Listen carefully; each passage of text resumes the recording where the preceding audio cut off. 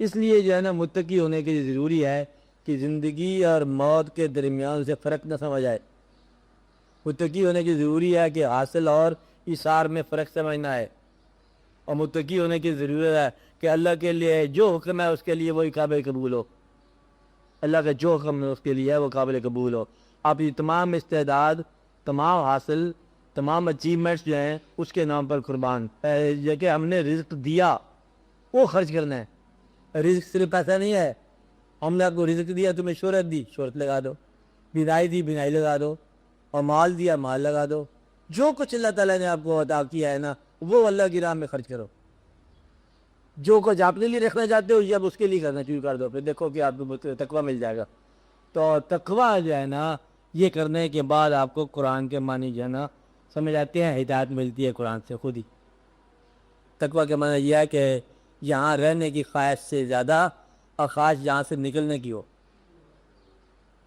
رہنے کی خواہش ہے زندگی میں، اس لیے نکلنے کی خواہش جو ہے نا وہ اس سے زیادہ فوقیت والی ہو. اب دیکھو رہنے کی خواہش جو ہے وہ ہم مکان کام بناتے پھرتے ہیں، یہ رہنے کی خواہش ہے. لیکن جب پتہ ہے کہ اس کا انجام کچھ نہیں ہے تو پھر نکلنے کی خواہش کا خیال کر لو. اس لیے یہ نماز آپ کو ہر دن کے اندر 5 دفعہ نکالنے کا راستہ بتاتی ہے یہاں سے، کہ یہاں سے نکلو، یہاں سے نکلو.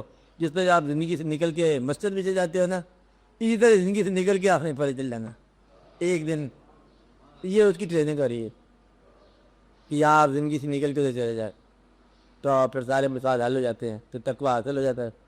تو تقویٰ باقی اصل میں پھر وہی بات ہے کہ اللہ کریم کے فضل سے اللہ کے محبوب صلی اللہ علیہ وسلم کی محبت میں تقویٰ ہوتا ہے. اصل میں اسی ہوتا ہے. تو متقی ہے وہ متقی سے مل کے متقی ہوتا ہے. باقی یہ متقی سے ملاقات ہوگی تو آپ کو تقویٰ خود بخود آ گئے، خود بخود ہی خواہش پڑ جاتی ہے. کوئی مسافر اگر آپ کو پسند آ جائے تو پھر رہنا مشکل ہو جائے گا گھر میں. مسافر جو پسند آ جائے تو ہاں پسند آپ کو مسافر آ گیا، پھر آپ اس سفر کی تیاری کرو گے کہ آپ کا دوست ہے وہ جا رہا ہے، آپ کیا کرو گے؟ میں بھی ساتھ چلوں. اس لیے کوئی جانے والا آدمی آپ کا اگر مہربان ہو گیا نا تو آپ کو بھی لے جائے گا. بھائی اس طرح تقویٰ عادل ہو جاتا ہے. تقویٰ کی بڑی تعریفیں کی گئی ہیں، بڑی تعریفیں کی گئی ہیں. دار مطلب سب سے بہتر یہی تعریف ہے کہ اپنی زندگی کو، اپنی موت کو اس کی خوشنودی سمجھ کے دونوں قبول، غریبی امیری قبول، عاطل معرومی دونوں قبول. اپنا بیگانہ اس کے حکم سے، دشمنی بھی اس کے نام کی، دوستی بھی اس کے نام. تقویٰ شروع ہو جائے گا. تقویٰ کا اور مفہوم یہ ہے کہ کل کا فکر نہ ہو. تقویٰ اس آدمی کے کہیں گے جس کو کل کا فکر نہ ہو کہ کل کیا کرنا ہے، کل کی بات کل کے ساتھ.